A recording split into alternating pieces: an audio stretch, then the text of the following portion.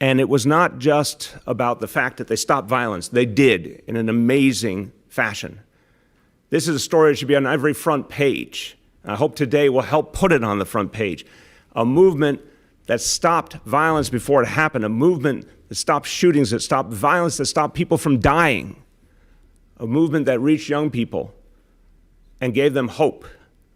That's what I came to understand more and more, a movement that created actual grassroots leadership that could build a future on the ground in communities, something we have needed more and more of. I've seen it with my own eyes that this is now happening in our city. But it's happening without, I think, the full understanding and support that this movement, this system deserves.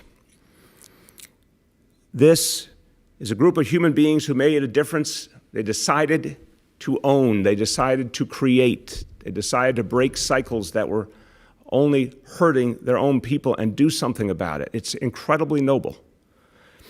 We need this movement to keep growing. And today I'm going to announce an expansion of the crisis management system and the Cure Violence movement. We will add 4 additional neighborhoods, Soundview in the Bronx, Jamaica, Queens, Crown Heights, Brooklyn, and Canarsie in Brooklyn as well.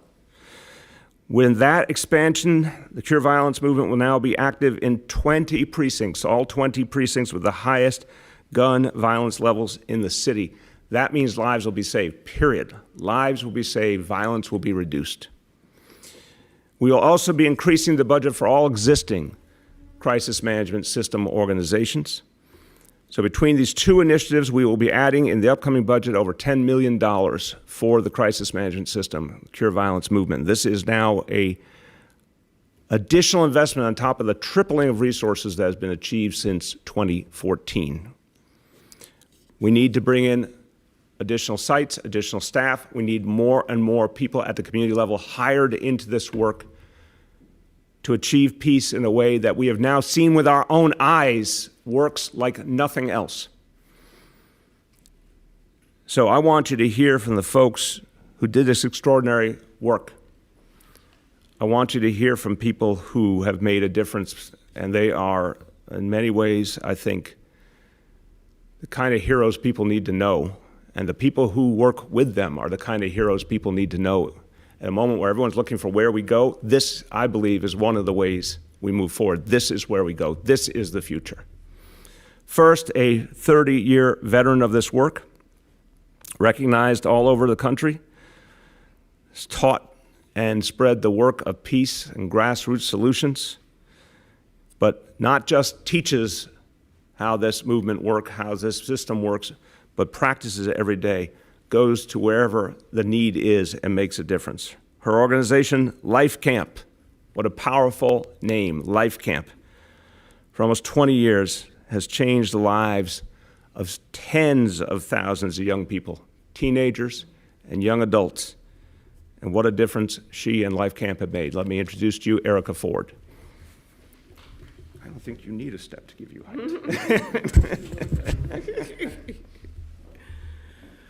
Peace, everyone, and thank you, Mayor, for being a visionary and being bold and audacious and radically reimagining how we can move forward once our people make a cry throughout the nation for something different.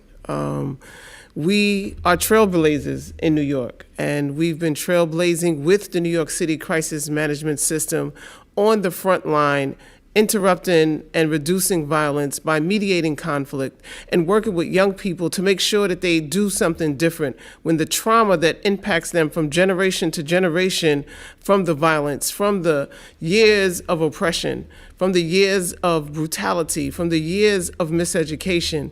And sometimes they take that trauma, that pain, and lash out on those around them. And so we in the crisis management system throughout New York City believe it is important to address violence as a public health crisis and to address it as a disease and help these young people heal, help their families heal. And so we have unconventional and conventional therapeutic services. We go into the jails, we go into the schools, we go into the centers where young people hang out, and we go to the hot spots and where they are. We go everywhere where there's a potential for someone to be shot or to shoot someone. And we help people turn their lives around. And I remember just a minute ago in our district in Southeast Queens, we had 25 shootings and 12 people killed. And one of the police inspectors told me, there's no way you're going to stop retaliation. There's no way you're going to be able to do this. There's no way you're going to be able to change those young men's lives. We did that. We not only stopped retaliation from being at a high level, but we worked with those young people who were directly involved in the situation, and we had them on Zooms learning how to develop leadership. We had them at Man Up taking their OSHA classes. We had them challenging their pain to purpose. And we helped so many of them who lost family members heal. And this is only the beginning. And we continue to walk down this road of co-producing public safety in New York, but understanding the importance of investing in people, believing in people, and understanding that our children are invested in and under resourced and not criminals and not violent and not, there's no need for the police to come in and continue to have incidents of creating more violence when we're so aggressive amongst each other. And so peace is a lifestyle, is our mantra, and we continue to make peace a lifestyle, not only in the streets with our young brothers and sisters, but in the precincts with the police officers who come into our community, as we continue to work with them and help them heal too, as we saw the increase of suicide amongst police officers this year, as we see the increase of incidents in all over the United States around domestic violence and all kinds of violence, interpersonal violence. That comes from pain, and we have to help people heal. We hear the cry in the streets, we understand and we see you, and we know that the work must begin in changing mindsets and healing people and putting a system together that can do something different. And we are here to take the job and stand in salute of peace. Thank you so much, Erica. So you can hear the passion and the purpose, and I've come to know each of these leaders. My admiration for them has grown. I want to introduce to you now a leader who worked for structural change. He helped to create legislation to change relationship between police and community. He worked on the big changes we need, but he also worked at the front line to create peace. Founded 696 Build Queensbridge. 696 Build Queensbridge transformed the Queensbridge houses. I don't think that is the wrong verb. I think it's the right verb. Transformed the lives of people in the largest public housing development in the United States of America.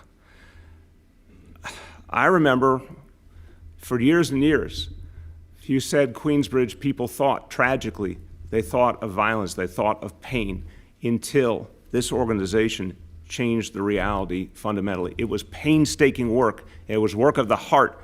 It was work of the mind. It was work connecting with young people in a whole different way, reaching people, no matter what had happened in their life, reaching them differently. I saw this work, and the only word I can use is awe that I felt to see this level of achievement. There was more than a year in the Queensbridge houses without a single shooting, something that would have been inconceivable for decades in this city, but it was achieved by this organization and people at the grassroots. The man who made it happen, my pleasure to introduce Kay Bain. Oh, we're not supposed to, I'm sorry, there you go. Okay, you're right. That's right. So first and foremost, thank you, Mr. Mayor. I just want to say what an important moment we are in at this time. We're talking about Black Lives Mattering. They've always mattered to us here in this conversation. We've always known that people inside of our communities have the same concerns as people outside, and we are the ones that are best positioned to find those remedies and solutions to the issues in our community. I'm thinking about what Erica Ford said in the work that Life Camp does. I'm also thinking about my brother A.T. Mitchell and Man Up. And there's a common denominator in the work that we do. And it's really easy to see that we are involved in a human justice initiative where people are at the center of the work that we do. And sometimes it's easy for us in today's fast-paced society to lose sight of the fact that we have to have a human-centered approach to making change. And also to do that, to make change in a housing development, you get asked, how do you stop shootings for 365 days in the largest housing development in the world? And that's a longer conversation, a longer question, but at the core of it is understanding that human relationships, earning trust, putting individuals and their humanity first is a key component. And when we want to affect change in a season where we see unrest and protests in this city, in this country, and around the world, we have to address it on 3 levels. We have to look at community empowerment. And when you talk to us leaders in the crisis management system and the Cure Violence Initiative, we are those people that, again, are in tune with the community. We believe in people being the voice that's heard. We have to remember, we elect our elected officials. So I don't always agree with the mayor of New York City, and I'm sure sometimes he doesn't agree with me. But when those calls and those texts come in, I know that he's going to listen. He's going to hear. And we are here in this position of change and restructuring because leaders understand to be in those positions, you have to listen to the people. So community empowerment is very important. A second thing that we do in terms of our approach is system realignment. We understand that the system is working for some and not working for all. So we have to address policies like we talk about 58, we talk about on a state level what's happening with regard to transparency with authority and accountability for law enforcement. That is very important for change to occur, a transformation to occur. And lastly, we look at the direct services that we provide. We touch young people's lives in a way that I don't see happen anywhere else. And it's because we are those persons. We are the real models. We live those lives. We stepped in those shoes. We've walked those streets. We've made those mistakes, and we've grown through into where we are now. So when you address change and revolution and transformation on those 3 levels, when you empower communities, when you realign systems, and you work with individuals in direct touch, response, and services, as was taught to me by my mentors, Eddie Ellis and Divine Pryor, this is human justice at its best. And so we have entered a stage in our society where people have to be heard and listened to. The people have the power. Again, we elect the elected officials. We are the ones that vote and cast those votes to put them in office, and they are there to listen to us. We are the ones that pay the salaries of the law enforcement officers that come into and out of our communities. Those are our dollars. So this allocation today, announcement that's being made, we appreciate the support. We're going to be working with and watching our mayor in the next 19 months, and he's welcomed that. Accountability has to happen on our end in the community, it has to happen in law enforcement, and it has to happen with elected officials. This is how we move forward. It's a pleasure and a privilege today to be here as a part of the leadership and the architecture and the visionary force behind the crisis management system with my sister Erica Ford, my brother A.T. Mitchell, and the mayor of New York City. Thank you. Thank you very much. Thank you so much. And you're hearing how personal this work is. You are hearing that this is a choice people made, confronted with unacceptable realities. They did not shrink before it. They created something. They fought back with peace.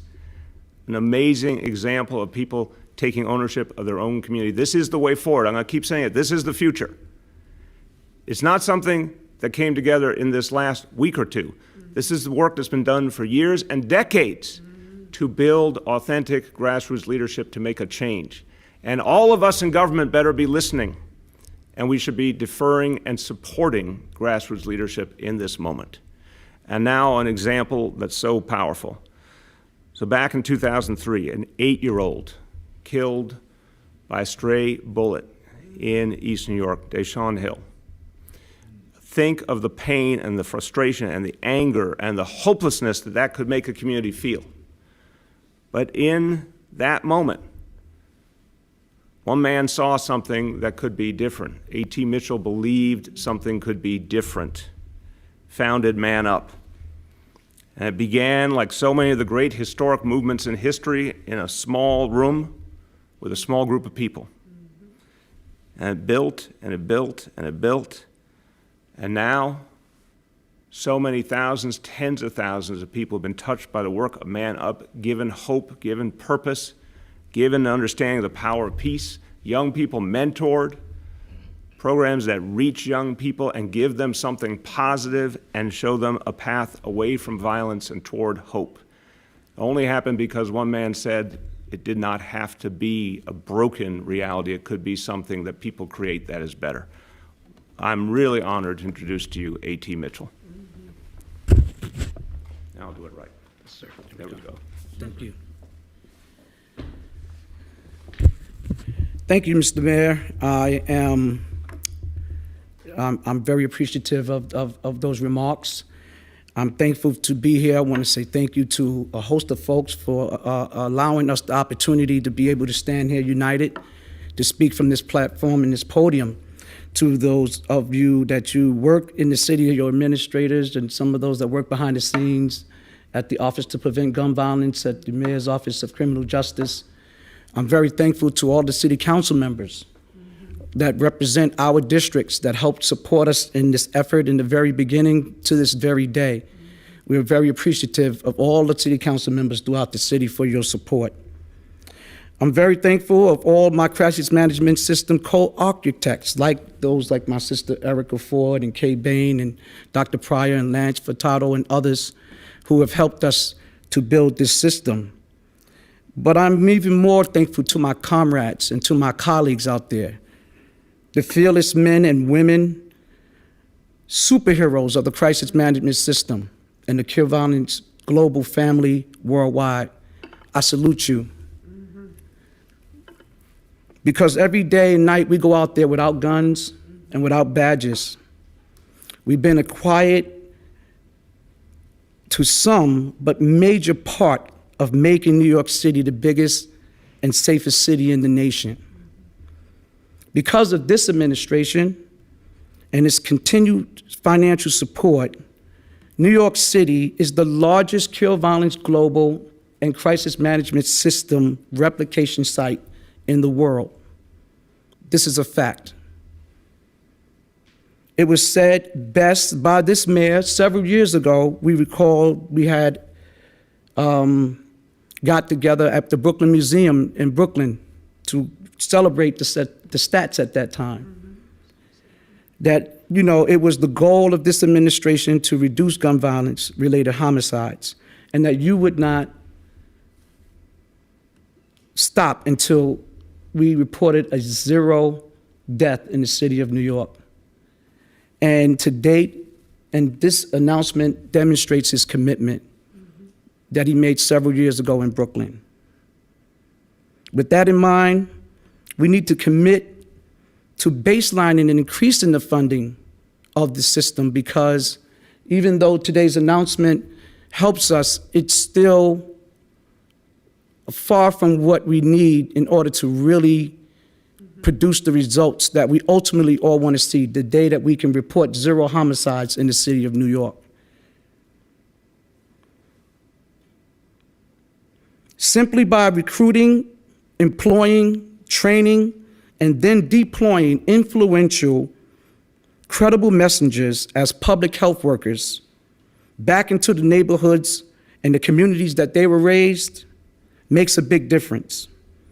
They go back into those communities with a renewed mindset. They use their influence in a positive manner to help us reduce violent incidences every single day. The data and the evaluations that are out there is proof of what I'm talking about. We need to make sure that there is legislation that supports making the Office to Prevent Gun Violence a permanent office in the city of New York. So just like the Office of the Domestic Violence and the Office of Immigration Affairs, we would like to see the Office to Prevent Gun Violence made permanent. I am looking forward to working alongside this administration as we further create a plan that is led by the community and driven by the community, but more importantly, a plan that is a public health approach to public safety. Thank you. Thank you very much. Thank you. I want just everyone to hear, before you hear from our leadership of the Black, Latino, Asian Caucus. These three individuals and so many thousand more put their lives on the line. I don't want this just to be heard as these are leaders who stay back in an office, get reports from the field. I need people to understand it. The bravery of going out, as was said, without a gun, without a badge, into situations where there's pain, where there's conflict, where there's even the potential of gun violence, and diffusing it with mind, body, spirit. There's been many, many positive stories, many positive moments where violence was averted, but because these people put their lives on the line. And we have to understand that level of sacrifice and commitment. So we're going to continue to add resources. We're going to continue to add support, continue to empower this movement. I can't think of anything more noble than a human being deciding that in the name of peace, they will put their own body forward and risk their own life for the safety of others without anything to defend them but the power of their beliefs. There's many great traditions in the history of the world of non-violence overcoming violence. This is one of them, and it's happening in our time. So my honor is given to all of you. I've watched you, I have admired you, and I look forward to being a true partner even more in the year and a half ahead. This work only happens because City Council believes in this model and supports it just as fully as I do, and the Black, Latino, Asian Caucus has led the way. And I've been in constant conversation over these last days with the leadership of the things we're going to do differently in this city, the way we're going to build a new reality in this transformative moment. Remember, we all have recognized that the pain that has come out of the coronavirus, and we've been saying this now for months, it laid bare a reality more starkly than ever before, and therefore the city cannot return to its status quo. I want this to be abundantly clear. I've said it for weeks and weeks and weeks. We cannot return to the status quo before. We must create something different to move forward in this city. The caucus has been leading the way, creating the ideas and the vision of how we get there. And I want to introduce to you both the leaders here with us today. I was just with him in Cambria Heights just a few days ago. And this is a man who does so much for the community. In that case, we were working together on a food drive for people who were working just weeks ago and now have no income and need food. And Councilmember Danique Miller, working with clergy, working with community organizations, was giving food to folks who need it. Every time in the many experiences we've had together, every time it took courage, he displayed courage in the name of change. Every time working people were not being given justice, he stood up, and that comes from his history as a leader in the labor movement. He's someone who painstakingly works to make change. I saw him stand up for veterans when it wasn't easy in his own community, and it should never be hard to stand up for veterans, but in this case, it took courage. Some people may see him as a man who has a calm demeanor. I see a man of steel and strength who stands up for what's right. Co-chair of the Black, Latino, Asian Caucus, Council Member Danique Miller. Good morning. Thank you, Mr. Mayor. I got a new hype man there. That was pretty good. But I am so appreciative of the opportunity to be here to talk about these extraordinary organizations and your extraordinary leadership in this manner. I have had, as you give a brief history of my history, and I've had the pleasure of, even in my labor days, partnering with the crisis management groups and systems and the cure violence groups, and using some of those resources and just coming together. And I think that has been really, that type of synergy has really led to the success that this leadership has really reached out to community leaders, reached out to folks in labor and in government, and said that this work is important. And as you said, those credible messengers, the way that they reach the lives and the souls of those untouchable, often disenfranchised young people, that as Ralph Ellison would say, those invisible men and women that no one sees that could walk past you, and we either put our head down or walk to the other side of the street or just don't see them. They have seen and touched the lives of those. And then also seniors that sometimes we see that portion of the work. And so what I want to, my statement was simple. It was about the crisis management organizations that have consistently led the emergency response to our community's public safety and social service needs.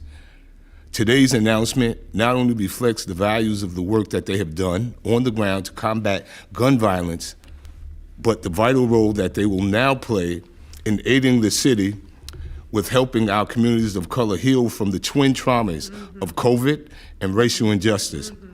I thank the administration for its partnership with the Black, Latino, and Asian Caucus and is supporting these ambassadors of peace as they set out to fulfill their latest mission.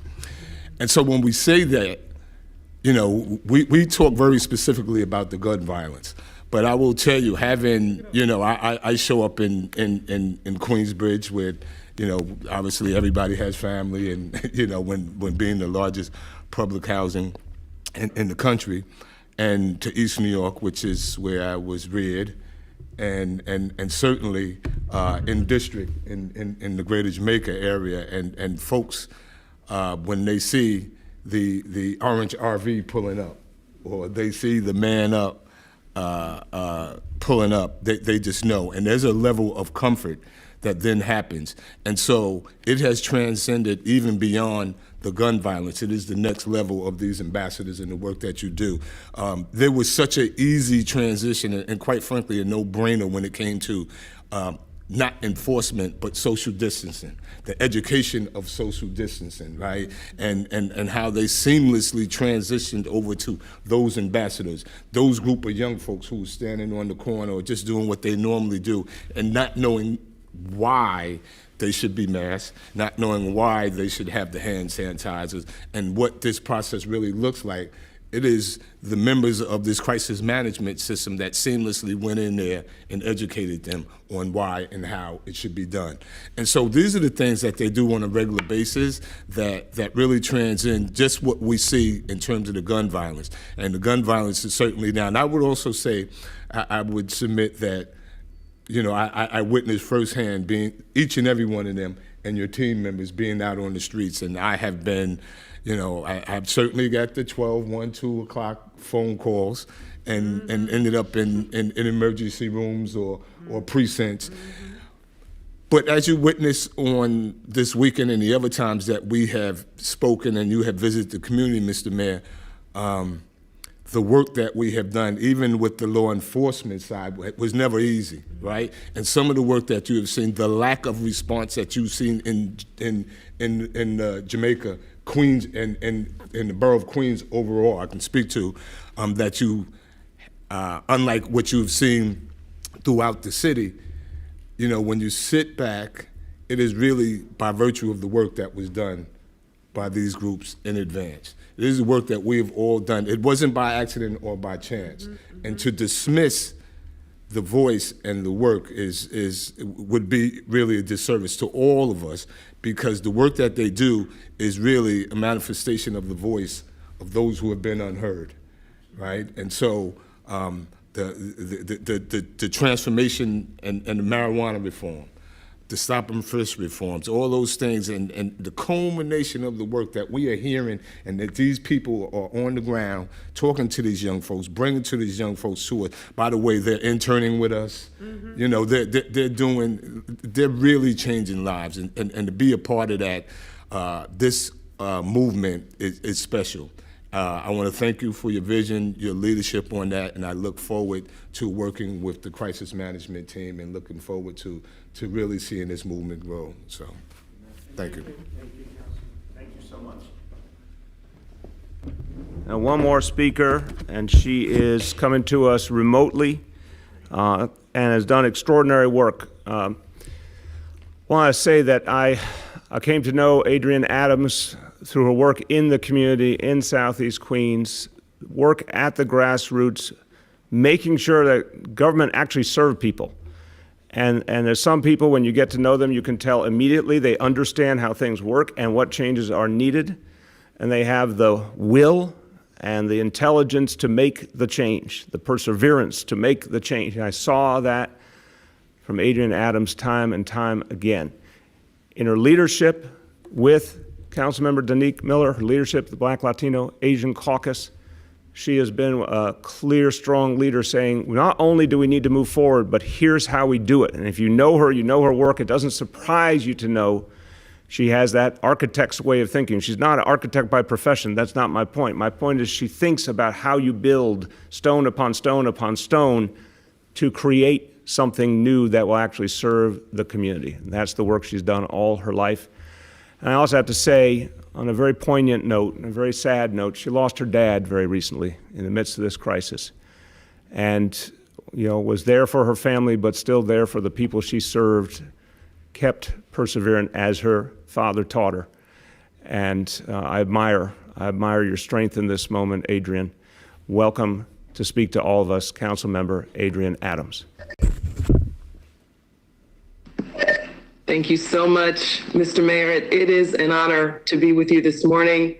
This is such an unprecedented time. I thank my colleague, my co-chair, Councilmember Danique Miller, for your work. Of course, our Cure Violence partners, all of you, particularly my sister Erica Ford, that I've admired for so many years.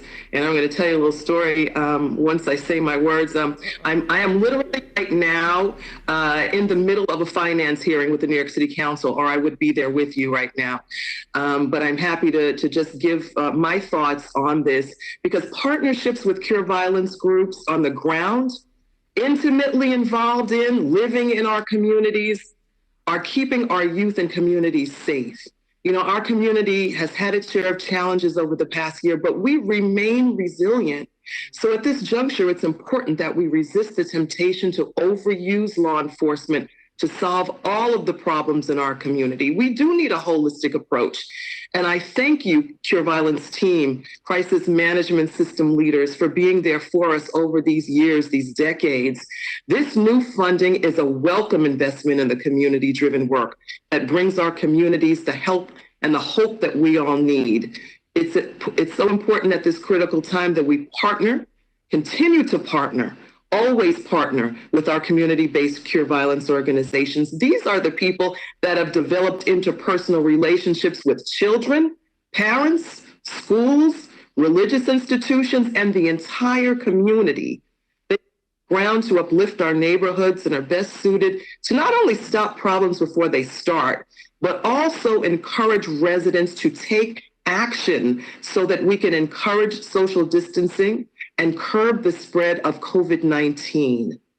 Our Cure Violence organizations engage our communities to promote neighborhood resilience and safety.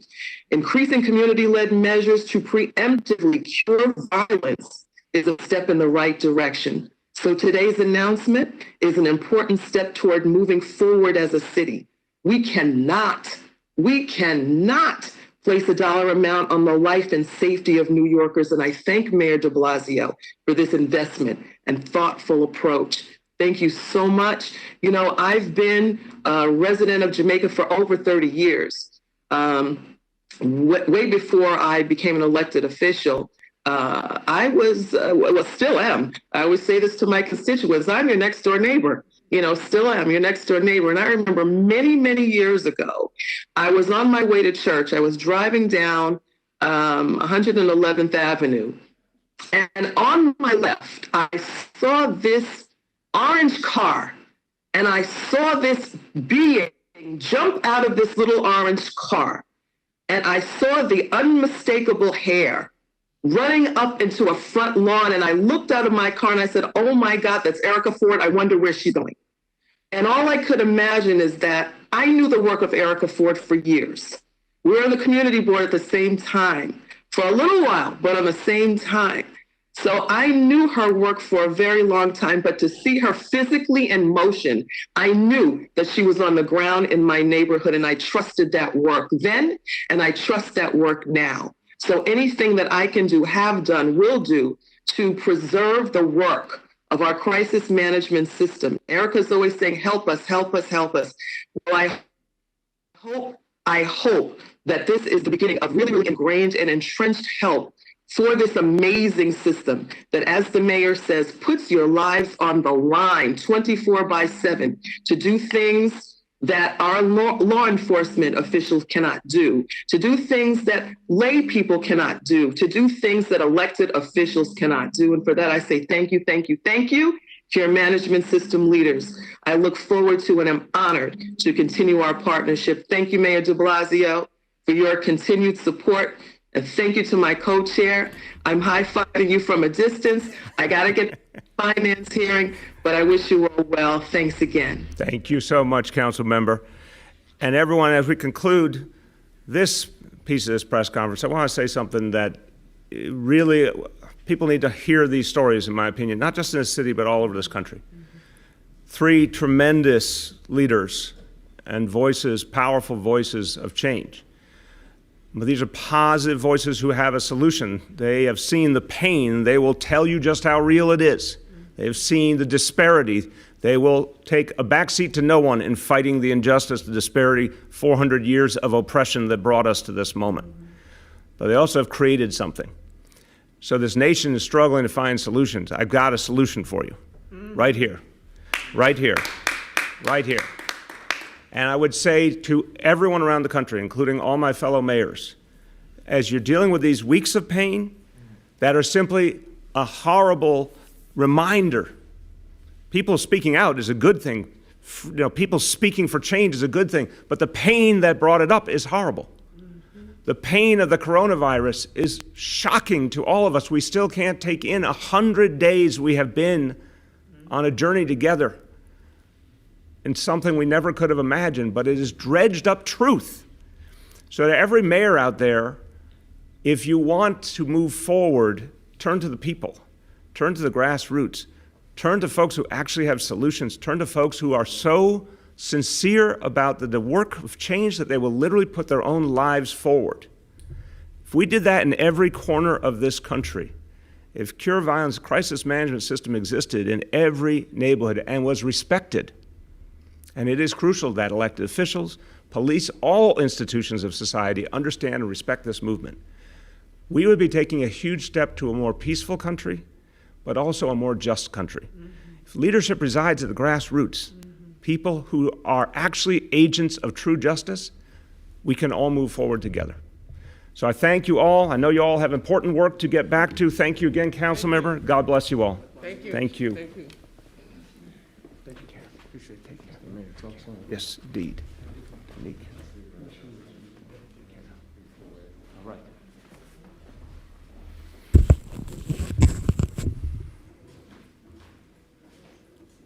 Now, everything we're dealing with against a backdrop, again, I cannot believe what the last 100 days has done to all of us, to so many families. And we grapple every day now with how we overcome that.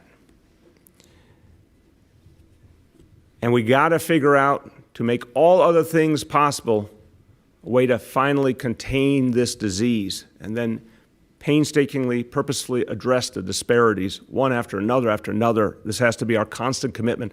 But we first, as we do all this work, must stop the ravages of this disease. It's phase one now. And we've waited for this day, but of course this day comes with more and more people coming in more and more contact with each other. We must keep to those standards, those rules that keep us safe because they've gotten us this far. And then we've got to focus on the ability to reach people and address them through test, trace, take care. Test, trace, take care. I want to go over it again because it's so important. Everybody who tests positive, we reach all their contacts. Anyone who needs testing gets it. Anyone who needs to safely separate in a hotel room gets it. Anyone who needs support at home, if they're isolating from their family at home, they need food, they need medicine, they get it. It is all for free. It is an extraordinary effort. It is growing all the time. But for this to work the way we want it to, we need everyone to get a test. So I'm reminding all New Yorkers, as you prepare, as these phases begin, as life starts back towards something better, get tested. As we think about the school year ahead, I want everyone tested. As you think about going back to work, I want everyone tested. We're making it more available than ever. We had a day last week where 33,000 New Yorkers got tested on a single day. We want that number to keep growing. I want to hit 50,000 and more soon. Anyone who wants to test, go to nyc.gov/COVID test or call 311. We have that test for free. It's simple, it's fast, it's free. Now, we're going to do more to make testing available to the people, so I have 3 announcements today. First, we have launched 2 mobile test trucks. They were out yesterday in Soundview in the Bronx at the Monroe houses. We're going to have the trucks going around to different neighborhoods, making testing as simple and available as it possibly could be. 10 trucks will be on the ground by next month, 800 tests a day, and the more it works, the more we will do. The focus will be on the hardest hit communities. The testing come right to your doorstep. Second announcement, we have 6 new community testing partners, and these are organizations that people trust.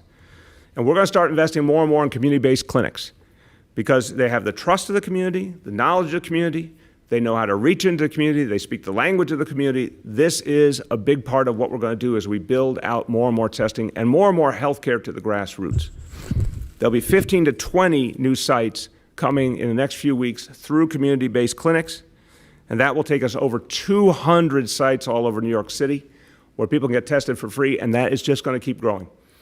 The goal is to constantly make testing more local, more available, and I'm going to say it again, fast, easy, free. Third point, we're going to provide the full test kits to all the hospitals and hospital systems in New York City. Any place in New York City, any place in healthcare that needs them, the hospitals are going to get them, whether they are public, private, independent. If they need test kits, we will have them for them.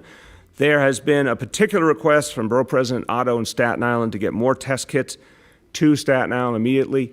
We have these Made in New York test kits, another one of the great innovations that came out of this crisis, creating our own here in New York City. 3,000 test kits now being sent immediately to Staten Island. We will keep resupplying tens of thousands more, not only in Staten Island, but all 5 boroughs. Whatever it takes, we're letting our healthcare institutions know that if they need test kits, we will have them for them because we need testing to grow and grow and grow. And I said, test, trace, take care. Let's talk about the tracers. This team now growing all the time, over 2,500 at work now and building. We're going to keep taking that number to 5,000 or as many as 10,000 if we need to. The biggest effort in the history of this country, right here. You heard earlier with our colleagues from the Crisis Management System Cure Violence Movement that in the globe, this is the single most important place on earth for that movement. This is the place where it's supported the most, it's grown the most. Well, when it comes to test and trace, we are going to show this nation how it can be done on a vast scale. So thousands and thousands of tracers out there right now. On Monday, June 15th, we will give you an update. The people of the city will get an update on the work of our Test and Trace Corps. So you're going to see the sheer reach that they have been able to achieve in terms of making sure that folks get the support they need. And I always think of it this way. This is not just about testing people. It's about making sure that anyone who needs help to safely separate gets it. Anyone who needs help to isolate at home. It is about making sure the disease doesn't spread because people get the guidance and support to not be in a position to spread that disease. It doesn't happen accidentally. It happens with painstaking work. We will have a report on Monday, June 15th of those results. Excuse me. Let's talk about today's indicators and thresholds. So first, daily number of people admitted to hospitals for suspected COVID-19. Threshold is 200. Today's report, 67 patients, well within the threshold.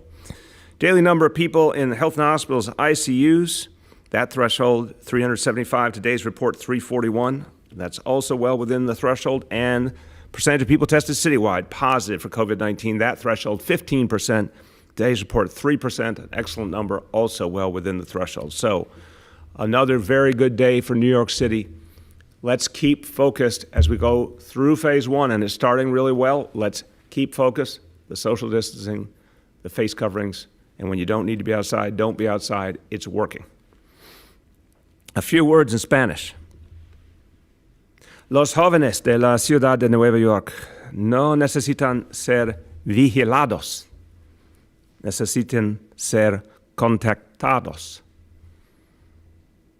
Vamos a expandir nuestros programas contra la violencia para ayudar a aún más comunidades.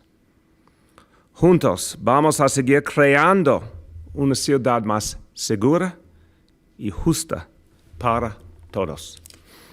And with that, we will turn to questions from the media. And please let me know name and outlet of each journalist. We'll now begin our Q&A. As a reminder, we're also joined by Deputy Mayor Vicky Bean and Dr. Ted Long. First question today goes to Gloria from New York One. Thank you. Good morning, Mr. Mayor. I want to ask you, because I'm not sure you've had a chance to comment publicly on the arrest of the officer that we saw in the video shoving the protester. Your thoughts on that? Was the police in agreement with you? And then I have another question. Yeah, Gloria, this is not something I discussed with the police leadership. It's a matter for the DA. The DA, who I respect, made a decision. He obviously based it on evidence. And look, there has to be accountability for everyone, and I respect that our justice system is going to work and treat everyone equally. So that's the decision the DA made. I respect his decision. And thank you. My second question, can you still hear me? Yeah. Okay. My second question is about the announcement that you're making today. And part of what you said was you talked about how these activists and these people that are part of the Cure Violence movement go into the communities without a gun and without a badge. I wondered if you are having any conversation or have given any thought to parts of policing that perhaps should be done differently. We've heard about this in the past whenever there is a case of someone who is in mental distress and the police responds. There's been a lot of calls in the past for the police not to be involved in these kind of calls. Traffic enforcement. Are you having those conversations? Are you thinking about it? And do you think that there is room in some of these areas of policing to rethink who and how they respond? Thank you. Thank you for the question. A very important question. So I think you're putting the pieces together very correctly. We see with the Cure Violence movement, the crisis management system, a different approach to peace. And I think what we have to recognize, Gloria, is I've spent a lot of time in communities all over the city. I've spent a lot of time in public housing developments. There's still way too much violence out there. And as we're fighting for justice, as we're addressing the coronavirus, we cannot forget the decades and decades of violence. Now, that violence stems from the same, I said, 400 years. You cannot separate that violence from 400 years of broken American history. And the oppression that happened sowed the seeds of that violence. And we have to unpiece that. We have to address that in 1,000 ways. But when you look at what people have done, authentic community leaders who've done painstaking work over decades to fight back violence as community leaders, a different kind of guardian, without badges, without guns, it's inspiring and is a reminder of the direction we have to go in more and more. And then there's another question, which is, while I absolutely believe that there is a central role for police to play in keeping us safe, and that we need to do that through a neighborhood policing strategy, and that when that is done right, it actually creates some of the same dynamics of cooperation and trust and less use of violence, and you've seen it. You've seen de-escalation in so many cases. You've seen fewer and fewer gun discharges. There is a reality in neighborhood policing, and the training goes with it, that helps make policing better and more respectful and sensitive to communities. So we need that. But to your question, are there areas where, like we said, we're taking police away from street vending? We can do that with civilians. Yes, we're looking at all such options, but we want to do it from a prism of both what's fair and what's going to help people stay safe. That's a conversation we're having right now. The racial Inclusion and Equity Task Force. The three co-chairs are focused on this now with all the commissioners, deputy commissioners, the other members of that task force talking through inside this government how to approach that future. And you'll be hearing more from them on that for sure. But that is an active conversation now. What should the future look like? What is best done by community? What is best done by civilian government employees? What is best done by police officers? The next is Alex Zimmerman from Chalkbeat. Hi, Mr. Mayor. Can you hear me? Yeah, Alex, how you doing? Good. How are you? Good. So I have two questions, but I'll ask one and then a follow-up.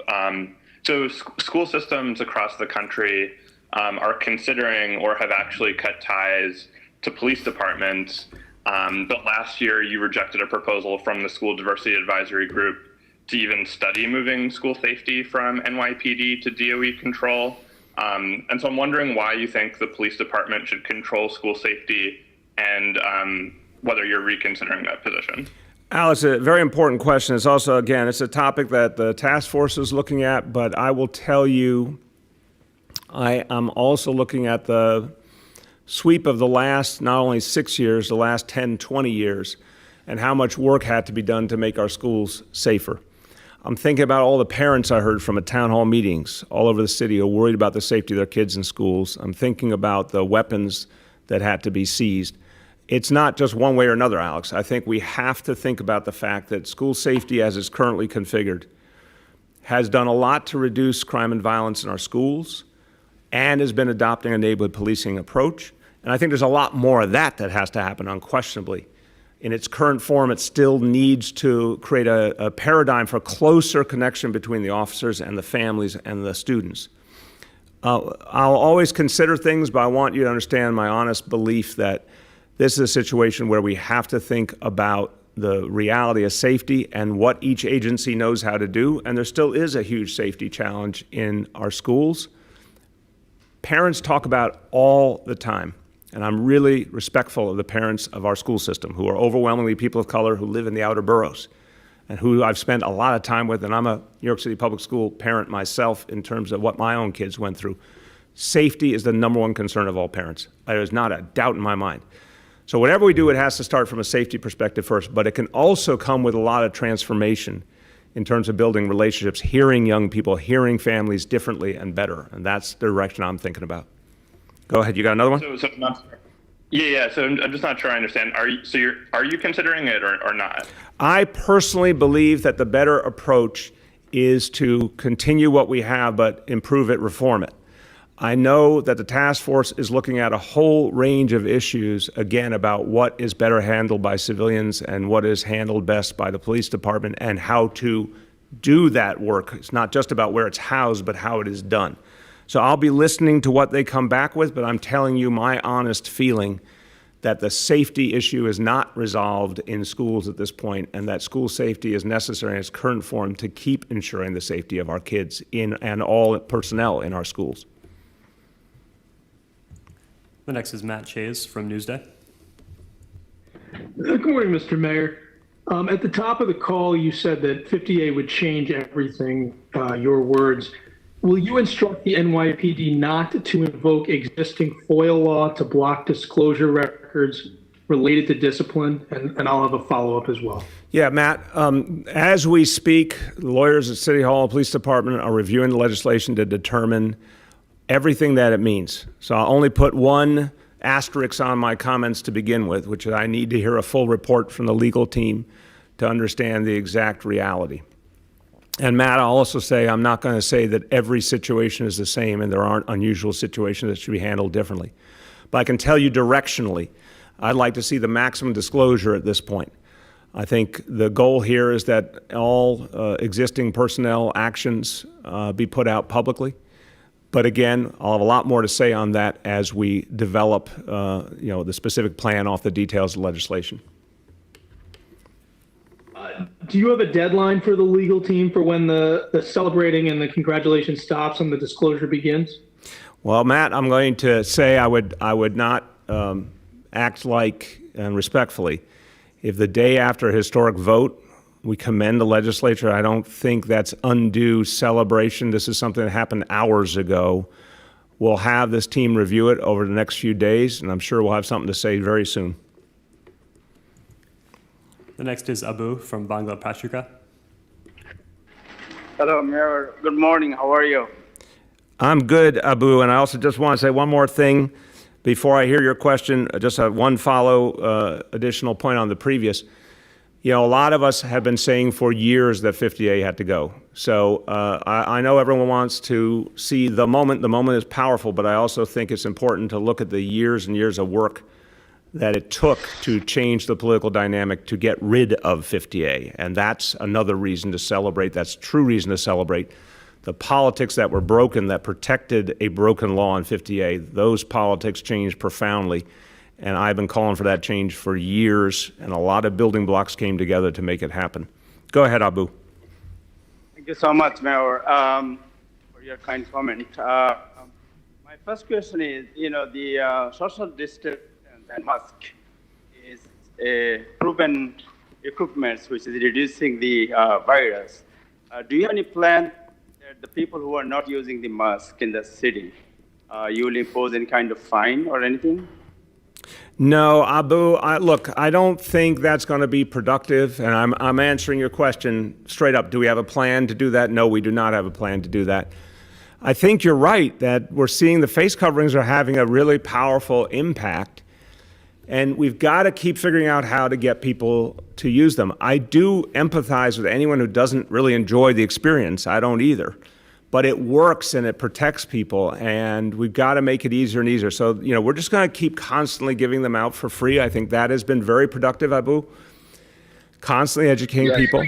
And I think education, reminders, free face coverings, it's sort of, let's take a positive approach to it. I also think it's true every workplace, every institution needs to keep sending the message how serious it is. And, there's going to be, and there should be, for example, when folks are going into grocery stores, they're going into supermarkets, people have to have on those face coverings. And if they don't, it's appropriate for, Okay. I'm just finishing, Abu, it's appropriate for a store to say you can't come in. So that's not a fine, but it's a reminder to people that there are rules that have to be met. Go ahead. Okay, and second question is about the rent, house rent. The people who are, the tenant and the landlord both have kind of anxiety right now because a lot of people, they're not paying, and the landlord doesn't pay the rent. So what is the exact message to the people, both sides? Abu, it's such an important issue. There are some people who are working, and now there's going to be more and more people who are working, and those who can pay the rent. Obviously, that's what we aspire to for everyone because buildings have to keep moving and they have expenses, et cetera. So anyone who can pay the rent should pay the rent. People can't pay the rent. We want as much flexibility as possible for anyone who can't pay the rent. I believe the state still needs to codify an approach, and it can only be done at the state level, to allow people who can't pay the rent to be on a long-term payment plan, to give them an exemption for a substantial period of time until they have income again, and then give them an opportunity to make up the rent over time. Look, the bigger solutions, would I like to see a massive stimulus that covers those rent payments? Of course. But right now we see no action in Washington on any form of stimulus. So at least what we could have at the state level is action to give time to all renters who cannot pay. So if they can't pay now, they can be on some kind of long-term payment plan once they have an income back, but only once they have an income back, obviously. I also think the state needs to be much stronger on saying no evictions. No evictions now, no evictions until this crisis is fully over, no evictions for months thereafter. Because we cannot run the risk that people don't have a roof over their head in the middle of this crisis. The next is Katie from the Wall Street Journal. Hey, good morning, Mr. Mayor. I just have one question, and it sort of ties into what you discussed yesterday about healthcare, and I guess seeing all the Queens elected officials on the call. I just wanted to ask, I've asked it obviously previous but it's about healthcare disparities within the boroughs, and this is more of a forward-looking question. Given that Queens has the lowest number of hospital beds per capita, and healthcare inequities is an issue that you said that you've tried to work on, I want to know what your administration plans to do to address this. I know last fall there was announced a plan to expand Elmhurst Hospital's emergency room. I want to know if you know the status of that. The work was supposed to begin around now. So knowing that this borough has the fewest hospital beds, it keeps expanding, closed hospitals become apartments. So what is your plan to expand what is a real disparity in the second most populous and the most diverse borough in New York City? Thanks. No, thank you, Katie. Very important question. And I'll start, and if Dr. Ted Long has an update on the Elmhurst expansion, he'll jump in, and if he doesn't, we'll get you more. But we absolutely have to provide more affordable health care to people of Queens. So the first part, the guaranteed health care plan to reach the 600,000 people citywide who don't have health insurance. Remember, that's NYC Care, that's getting people on Metro Plus, that's making sure that people who don't have insurance and can get insurance get it, or people can't get insurance get a primary care physician assigned for free. If they cannot pay, it will be for free, and all the other services. That's never happened in any other city in America. Queens is one of the places that needs that the most. And as we said, we are deepening and speeding all the efforts around NYC Care. So they'll be in place in all 5 boroughs by September. And then the point about expansion, the COVID centers of excellence, one of them being focused in Queens, making sure we keep adding, because I think your point is very well taken. This is a borough that needs a lot more healthcare support. However we can do it, we're going to do it, even though our resources are going to be horribly constrained. Addressing health disparities is going to be a central focus for the next year and a half. So, Ted, do you want to add on the specifics around Elmhurst? Ted, are you out there? Maybe you're on mute, Ted. Yes. There you go. Can you hear me? Yep. Okay, yes. We'll get back to you with a precise update on the Elmhurst expansion. Okay. Go ahead, Katie. Oh yeah, my follow-up. I mean, you said that Queens is one of the places that needs this healthcare in New York City care the most. So I think I even asked this, I felt like a lifetime ago in the Bronx. Why wasn't it rolled out? Why won't it be rolled out until September? I understand there's a ramp up to these programs, but given the facts of the lack of healthcare and the lack of hospital beds, why wasn't it rolled out sooner? Katie, again, we got to put this in the true perspective, in my view. Job one years ago, before we ever knew we'd be in this situation, was to save the public hospital system, which, as you remember, a few years ago, people were talking about closing hospitals, not adding new ones. And Health and Hospitals was dealing with hundreds of millions of dollars, sometimes billions of dollars of deficit. And I made a decision back then. It wasn't something that was really focused on much in the public discourse, but I made a decision to double down on public health care, save those hospitals, save those doctors and nurses' jobs, keep them in place, having no idea we would ever end up with a pandemic or with a situation where Elmhurst Hospital would be the epicenter within the epicenter. And it held because those investments have been made. The fact is that NYC Care and guaranteed health care was supposed to play out over a longer period of time. Obviously, because it's such a huge endeavor, trying to reach 600,000 people who have no health care coverage whatsoever. That's the size of a lot of major American cities. That's more people than live in Miami, for example, is the number of people who don't have any health care coverage in New York City. And I said it very openly, and I'll say it again, that is people who are documented and undocumented alike. But the fact is we can get it done by September. That's what we believe. While all the other efforts have been put into addressing the coronavirus, that to actually be able to have that service available for everybody in Queens who needs it, that we can have it done, and for all 5 boroughs, we can have it done by September. That's the timeline we know we can achieve. The next is Yoav from the city. Hi, everyone. Mr. Mayor, I wanted to ask you, you said a few times recently that the police discipline process is moving faster already. And you pointed to a couple of high-profile cases in which the city has taken action. But I haven't heard of any changes to the discipline system, either from the NYPD or from your office. So I'm trying to understand, how are they already moving the discipline process faster, or is it just that the high-profile cases are moving to the top of the queue? Unless you've hired more people or mandated investigators to use overtime, I'm just not sure what's changed. So I'm wondering if you can be specific to what has allowed the process to move faster, if that's indeed the case. So, Yoav, I don't have the exact statistics in front of me, and to your very good point about if it took more investigators or whatever it took, I would support that. But the proof is just in the actions that we've seen now, a series of disciplinary actions that have moved more quickly than what we saw in the past, and it proves it can be done, and it has to be done a lot more. We'll make more systematic announcements in the days ahead, but I'm actually very tangible in my worldview. When I see something move, that's what I care about, seeing that process that used to take longer now is going faster. It certainly happened in the case of the officers in Lower East Side. It certainly happened in the case of the officers in the recent activities with the protests. I want to see it go a lot faster than that still. But I'm going by just tangible proof. Something is moving, and we'll have more to say on how we make that systematically clear going forward. Okay, I'd like to follow up on that, but I actually have another question to ask. So I wanted to ask you, Mr. Mayor, you've ended solitary confinement for youth under 22 in city jail.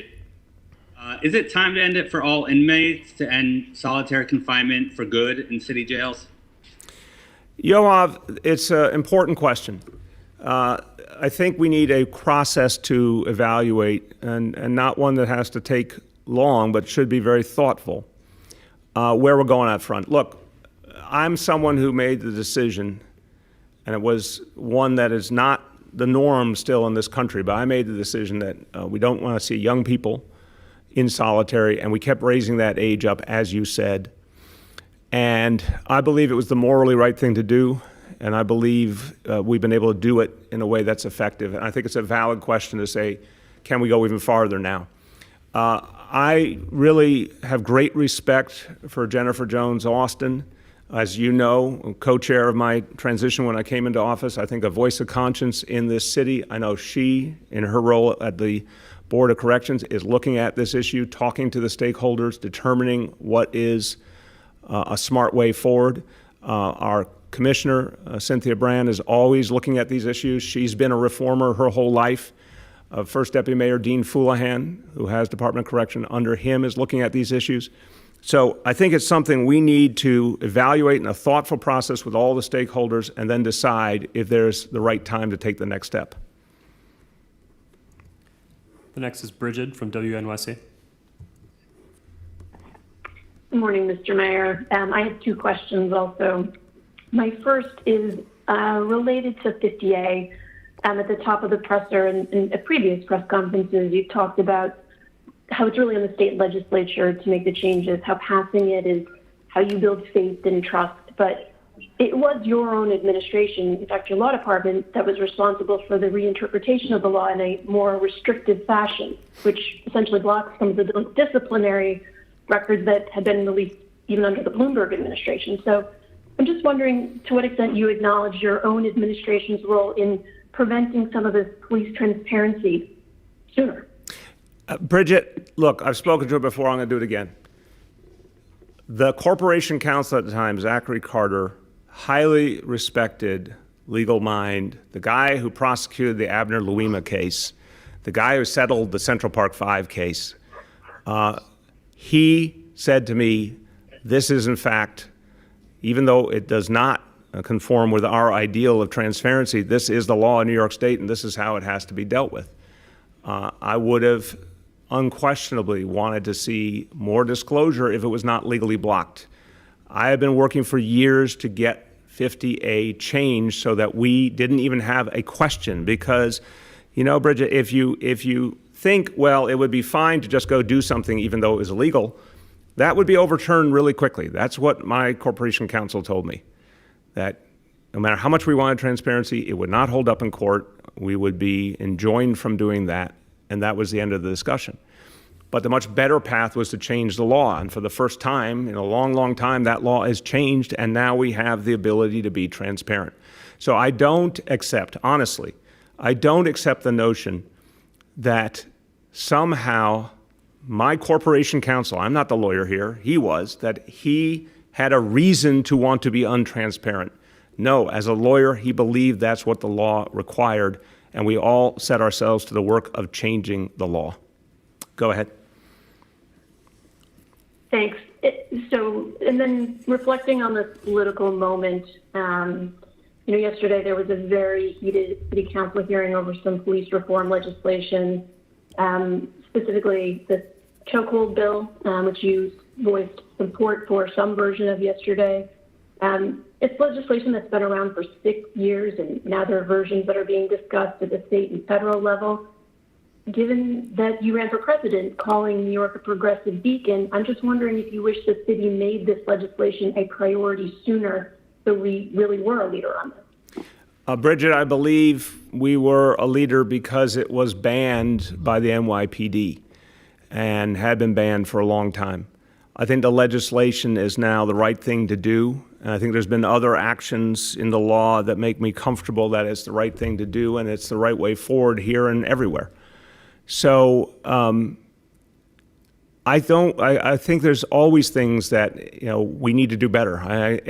Every question is, should we do better now? Could we have done better in the past? I'll always say yes to both. But I do stand by why we are a progressive beacon, and I'm not going to let anyone denigrate that, honestly, or underestimate that. What we talked about earlier today, that work with the Cure Violence movement, has been going on for years and years. And honestly, I don't think it got a lot of attention. I think it deserved a lot of attention. I wanted the people of this city to know these leaders and know the work they're doing. I don't think a lot of the things that were done to change policing, stop and frisk got a lot of attention, getting rid of that. Settling the Central Park 5 case got a lot of attention. I don't think de-escalation training, the retraining of the entire police force got the attention it deserved. I don't think neighborhood policing and all the changes it has led to got the attention it deserved. I think we've been trying to incessantly change our police, including, when I say 180,000 fewer arrests in 2019 compared to last year, the Bloomberg administration. I keep pointing to that as profound, tangible change, but I don't see that as something that people who govern our public discourse are as interested in as some other topics. And that doesn't make sense to me. If 180,000 fewer New Yorkers went through arrest, if there's 4,000 people incarcerated today versus 11,000 when I came into office, these are the human realities. So I'm very, very comfortable about the fact that we have incessantly moved a progressive change agenda. I don't feel like it's been listened to, honestly, but the people who are experiencing the change know it. And if you talk to these grassroots leaders who are living the life of communities of color in the outer boroughs, they know what's changed, and they know what still has to change. I think a lot of folks who don't live those lives don't understand it. But I'm going to keep doing this work because it has to be done, and I want to reach everyday people. That's what I'm in it for. The next is Dana from the New York Times. Hi, Mr. Mayor. Just to follow up on Matt Chase's question, I'm curious if you have any thoughts on why anyone should have faith that the repeal of 50A will change anything, given its reliance on New York's notoriously weak freedom of information law and your and prior administration's own record on fulfilling FOIL requests. I think you're going to see the change, Dana. I don't think it should be about faith. It should be about results. And I want to see the maximum information flow now. Now, how to do that within the law, the right way to do that, as I said, we'll have more to say on that in the next few days. But no, people judge, again, I think there are folks who look at the world from one perspective, and then there are folks who live the lives of the issues we're talking about. The change is what people feel and know. It's not words, it's not ideas, it's what happens to people on the ground in their communities. You're going to see more transparency in police discipline. You're going to see faster police discipline. People will know it and feel it. That's the standard I have to hold myself and the NYPD to, and that's what we'll do. Can you hear me? Yeah. Okay, and second question, unrelated. I'm curious if you're giving any thought to establishing HOV lanes into Manhattan like New York City did after Hurricane Sandy and 9/11. I think it's a real interesting idea, Dana. We haven't been to date focused on that. There's been obviously more focus on how to get the subway and the buses to be safe and for people to feel comfortable coming back. And obviously you've seen the numbers, people are starting to come back, increasing the service on the Staten Island ferry. I mean, the things that we can do right now that will affect most people. But I think it's also true, and we've talked about it, that some people are going to only be comfortable in a car in the short term. I think that's a really good question, and we'll look at that as to whether that might be an approach that would relieve some of the impact. The next is Erin from Politico. Mayor, I'm just wondering if we can get an update on how the reopening is going as far as, do you have any numbers at this point on how many people are back to work? How many businesses have reopened? Has there been any enforcement or warnings or just any sense of compliance with the social distancing requirements at the newly reopened businesses? And has anything you've seen? Okay, that's a lot of questions, Erin. Hold on, let me take the broad point. Vicki Bean's on the line with us. I'll start and pass to Vicki, and she can give you what she has. Obviously, look, we're 2 full days have passed so far, Erin.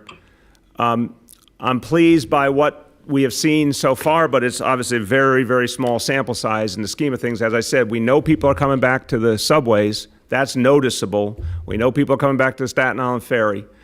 We're seeing, as much as so far we're getting reports back, some real adherence to the rules that people understand it matters to practice social distancing and use face coverings. But I think it's early to tell you sort of the larger trend, if you will, the larger reality. But let me have Deputy Mayor Vicki Bean give you an update as far as the information she has.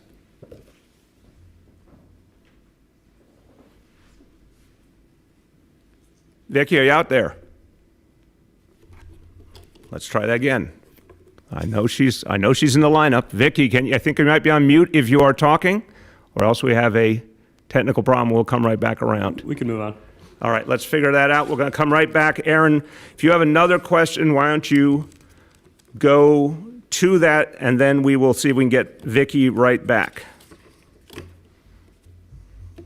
No, that's it from me right now. All right, so what we'll do is we'll give you a credit line we'll take one more question and then come back to you as we find Vicki. Last question for today goes to Jacob from the Jewish Insider. Jacob? Mr. Mayor. So I want to follow up a little on Aaron's question, which is I took the subway for the first time yesterday, returning to my office for the first time in 3 months. But what I've encountered, I didn't go in rush hour time, was empty trains and empty streets. The question is, are people just complying with the restrictions? And as we turn more towards phase 2, people will start to get comfortable taking the subways, going out on the streets? Or is it just an indicator that all the measures that were taken until now, and based on the numbers that you have released, that everything is working accordingly, or is it even going even better than expected? Well, Jacob, that's a lot of options. I'd say to you, again, it's only been 2 days. We do have factual data from the MTA about increase in ridership. So we know something is moving. You will certainly find, and you should find, just by the sheer facts, emptier trains and streets than what we knew back in February. That just stands to reason. It's going to be phases. So phase 1, as I said, we don't have the final number. We hope to have a good read on it in the next days. But it was going to be, in terms of people actually showing up to work in the 5 boroughs, somewhere between 200,000 and 400,000 people. Anywhere else in the country, that would be a huge, huge influx of people into their city. But here, that's actually very small compared to where we were. Remember, in February, we had over 4.6 million jobs in the 5 boroughs. So there's been a huge dislocation. For the first days, I didn't expect miracles, Jacob. I expected people to start testing and seeing if they were comfortable. People starting to see what their colleagues experienced before they made a decision. There's still obviously people who have to take care of family realities. So I don't think it's surprising that you saw some empty trains and streets. Some of the places I went over the last 48 hours, I saw a fair amount of activity. I think the bigger question will be phase two, as is a much more substantial phase. And that could be quite soon, obviously. So that's where I think you're going to see a bigger uptake. But the question is a qualitative one. If folks go on the subway and they go on the buses, they feel good about the experience, they will tell their family, they will tell their friends, people will start to try it more and more, you're going to see some natural movement. And obviously we have to keep reminding people that the maximum social distancing, maximum face coverings on the buses and the subways, and the more people see that, the more comfortable they'll feel. And if they don't see it, they're going to feel less comfortable. So we got to keep doing that work, that education, giving out the free face coverings, et cetera. What's your next question, Jacob? I'm good with your answer. What's that now? I'm good with your response. Okay, excellent. Thank you, Jacob. Let's see if we have Vicky Bean now. And do we have Aaron back? Let's try and see if we can get all this technology. Aaron, Vicky, are you there? I'm here. Okay. Yes. So you can speak to Aaron's question you heard, so go ahead. Yes. So, and to the question also that was just asked, I mean, we are seeing upticks in ridership, for example, on the ferries, on the Staten Island ferry, on the New York City ferry. Obviously, as the mayor said, in terms of the subway, we are monitoring that carefully and trying to both ensure that people do have a good experience when they come back. We are seeing, first of all, just tremendous interest. We have a small business hotline about questions on the restart.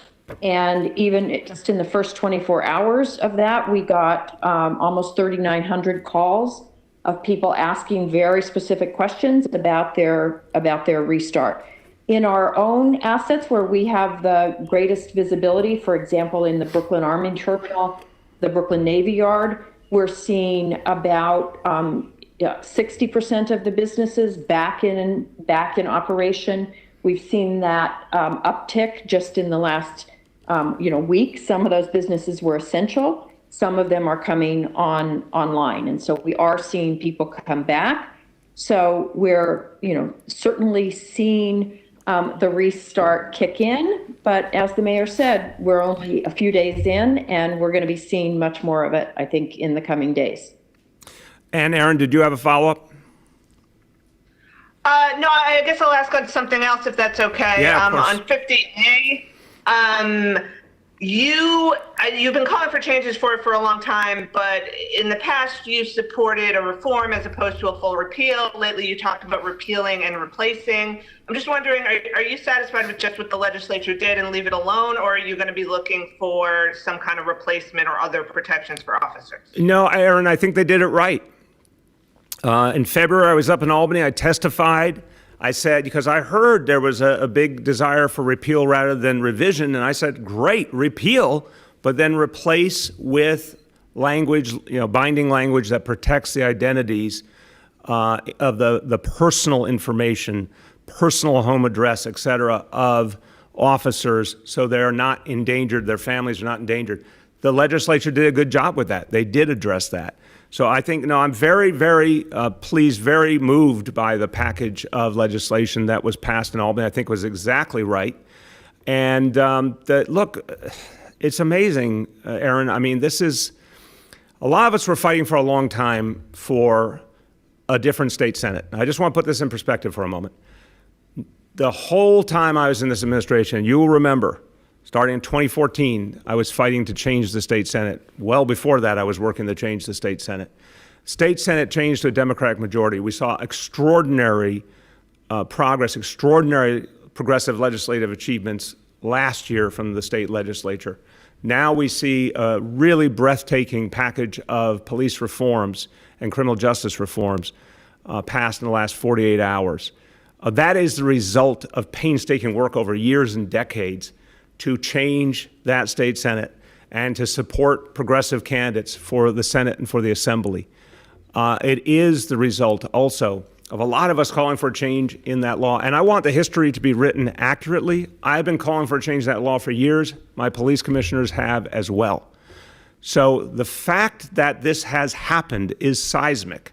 It will open the doors to a tremendous transparency.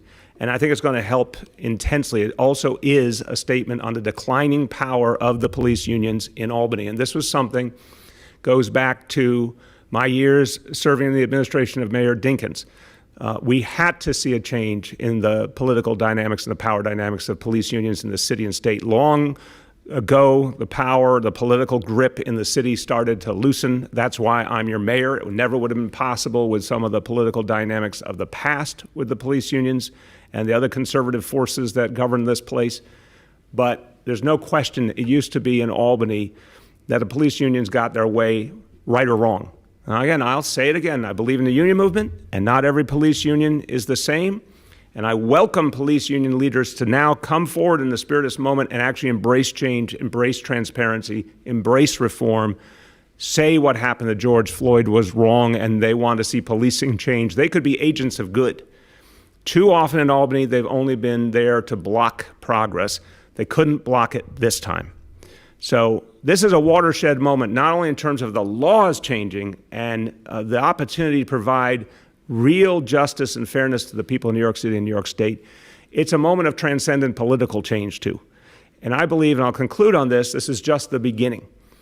For us, it's 18 more months of relentless activity to change this city, but I also think we're in a transformative moment for the city, for the state, for the nation. This is our New Deal moment. This is, despite the pain, and I assure you, and I heard it from my own relatives, what they went through in the Depression, what they went through in World War II, that trauma and pain was also the foundation for fundamental change that we came to know as the New Deal and all the things that still exist today that made this a better country. This is our transformative moment. And I intend, with the power I have as mayor, to make that vivid and clear and sharp and tangible over these next 18 months. And one of the things, as I started today, I'll end, is empowering grassroots leaders who have been doing the work for years and years, who are the people who can bring change and peace. I want to redistribute money to them so they can do this work and give people faith that we can actually have a fairer society. Thank you, everyone.